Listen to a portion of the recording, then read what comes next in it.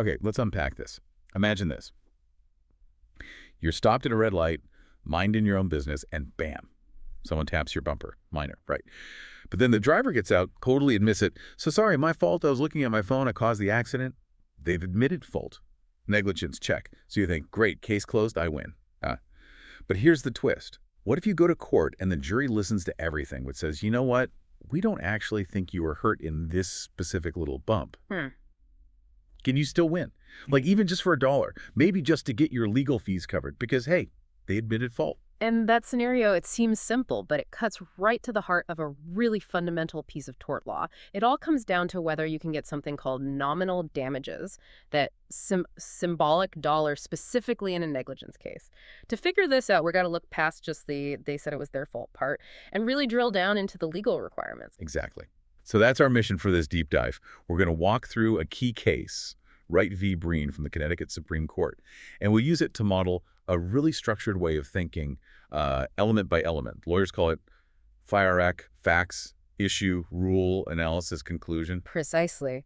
And using that FIRAC structure, we can see exactly why proving you were actually hurt, like actually damaged, is absolutely essential in negligence.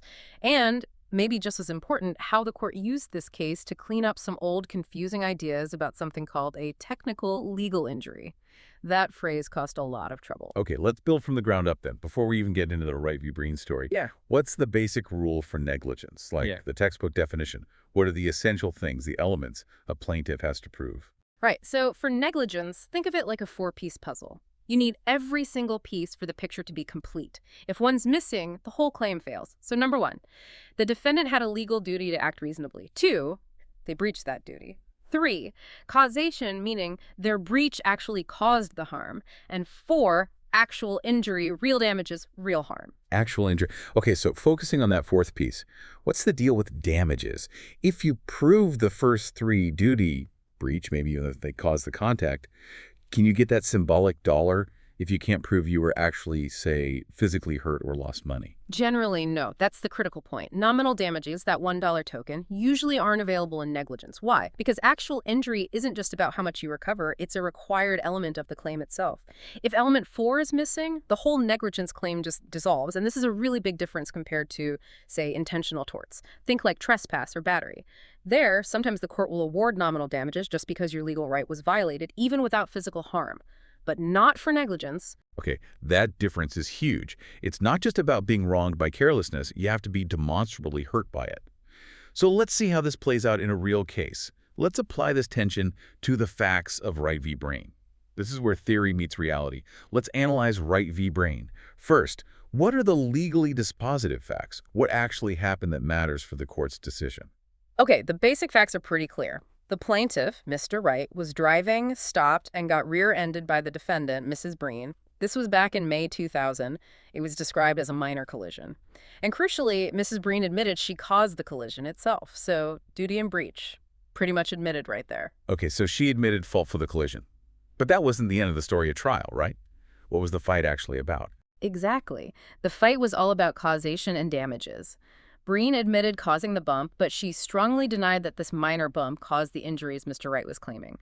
And to back this up, her defense lawyers brought in a lot of evidence about Mr. Wright's medical history. Turns out he'd been in several other accidents, like a head-on crash in '89, some incident with a pole in the '90s, another rear-ender in '95 that was apparently high impact. Wow, okay. And even after this accident with Breen, he had a couple more low-impact incidents in 2001 and 2002. Man, that's a lot for a jury to sort through, trying to figure out which bump caused what pain. Absolutely. And the jury's verdict really shows that difficulty. They came back with a specific finding. $0 for economic damages, things like medical bills, lost wages, and $0 for non-economic damages, pain and suffering. 0 across the board. 0, despite the admission she caused the collision. Correct. And that $0 finding is what kicked off the whole appeal. Okay, so based on that 0 damage verdict, what was the core legal issue the Supreme Court needed to decide? The precise legal question was this. In a negligence case, if the defendant admits they were negligent, duty breach, but the jury decides the plaintiff suffered no actual injury from that negligence, does the law require the court to award nominal damages anyway? And importantly, would that allow the plaintiff to get their court costs paid? Got it. What rule of law did the court use to answer that? Can you state the rule again and really break down the elements that were relevant here? Sure, the court went back to basics, reiterating the standard four-part rule for negligence: duty, breach, causation, and actual injury. Now, for this appeal, given Breen's admission, the whole case turned on just the last two elements. So the relevant parts of the rule are, first, causation: is there a link between the defendant's act and the plaintiff's claimed harm? And second, actual injury: did the plaintiff prove real, actual damages, not just some technical violation? Thank you. Now for the court's elemental analysis. Let's walk through this step by step, just like you would on an exam. How did the court apply the first element relevant here? Causation. Okay, so causation. The court first had to tackle a sort of sub-issue. Does admitting you caused the collision automatically mean you admit you caused the injuries claimed from that collision? The sub-rule here is basically no. Proving someone acted negligently, breached a duty, doesn't automatically prove their negligence caused the specific damages the plaintiff is complaining about. You have to link the act to the specific harm. So admitting fault for the fender bender is just step one. It doesn't automatically make you responsible for, say, months of alleged back pain. Exactly. And the court looked at the jury's verdict, 0 damages, and concluded that Mr. Wright simply failed to convince the jury on this point. He didn't meet his burden of proof to show the necessary causal link between Breen hitting his car and the specific injuries he was claiming. Given his history, the jury essentially said, "We believe you were hit, yes, but we don't believe this particular hit caused these particular problems." So the causation element failed. Understood. The chain was broken between the act and the specific alleged harm. Now, what about the second element, actual injury damages? How did the court analyze that? This one was maybe even more straightforward given the verdict. The sub-rule is simple. Negligence isn't actionable without proof of actual damages, real harm. The court really emphasized that this idea of a technical legal injury, like you might get in a trespass case just for someone stepping on your land, that concept just doesn't exist in negligence law. Why is that difference so critical here? Because the jury explicitly found 0 damages. 0 economic, 0 non-economic. That means the fact finder determined, as a matter of fact, that Mr. Wright suffered no actual compensable loss from this incident. And if there's no actual loss, that essential fourth element of the negligence tort just isn't there. It fails. And if the tort itself isn't established, you can't get any damages, including nominal ones. The breach of duty alone wasn't enough. Okay, so analyzing both those crucial elements, causation failed, actual injury failed. What was the court's final conclusion? The holding was unambiguous.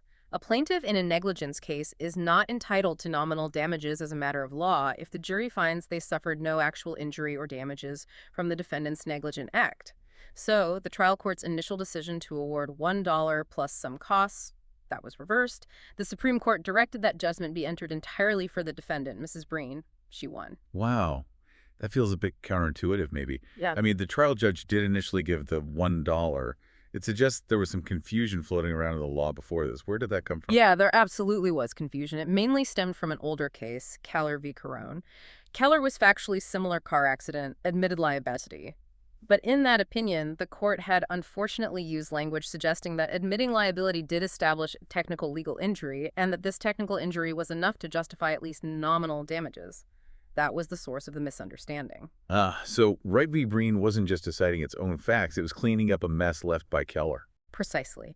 The Wright court explicitly went back to an even older, more foundational case, Green v. Donroe, which had been very clear. Negligence requires actual damage. No harm, no foul, essentially. And then, to make absolutely sure everyone got the message, the Wright v. Breen court stated very clearly that they were overruling the specific part of Keller v. Carone that talked about technical legal injury leading to nominal damages and negligence.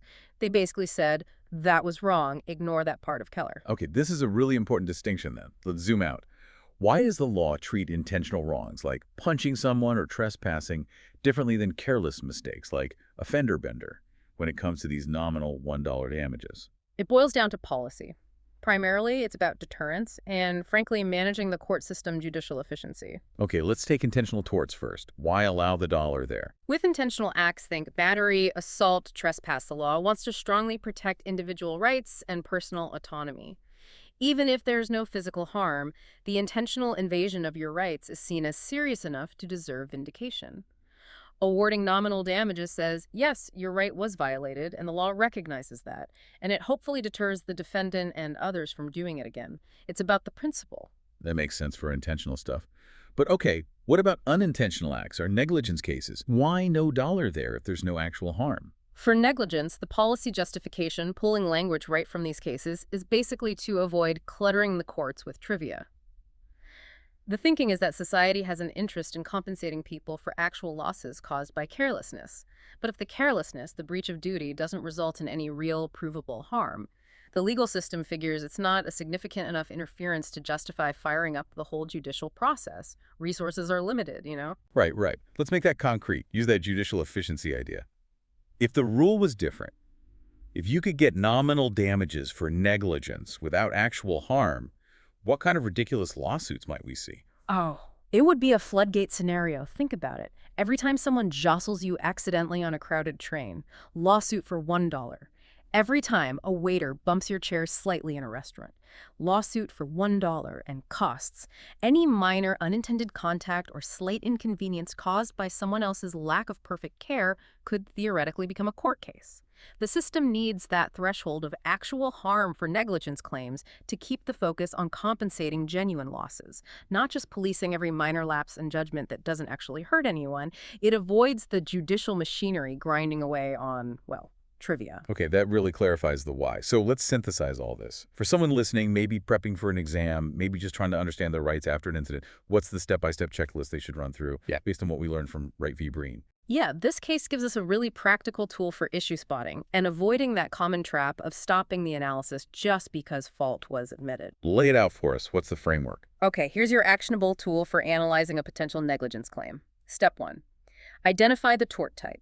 Is the wrongful act intentional, like battery, trespass? If yes, remember nominal damages might be on the table just for the rights violation. Or is it negligent? If negligence, proceed at the 4 elements. Right, got to know what game you're playing first. Okay, step 2. Step 2. Verify all 4 elements of negligence. Don't shortcut this. Systematically look for duty, breach, causation, and actual injury. Even if duty and breach seem obvious or admitted, you must keep going. And that leads right into the Wright v. Breen lesson. Exactly. Step 3. Scrutinize causation. Especially if liability for the act is admitted, dig deep here. Did the plaintiff prove this specific act caused this specific harm? Remember, admitting you ran the red light isn't the same as admitting you caused the whiplash claimed weeks later. Evidence is key. And the final, often fatal step. Step 4. The damage requirement. This is the kill switch in many cases. Did the fact finder, usually the jury, conclude the plaintiff suffered 0 actual injury, $0 in economic loss, 0 in non-economic? If yes, the negligence claim fails, full stop, because an essential element is missing, and that logically leads to step 5. Nominal damages. Check. If the claim fails on either causation, step 3, or actual injury, step 4, then nominal damages are not available in negligence, period. Don't even ask for the dollar. The law says no.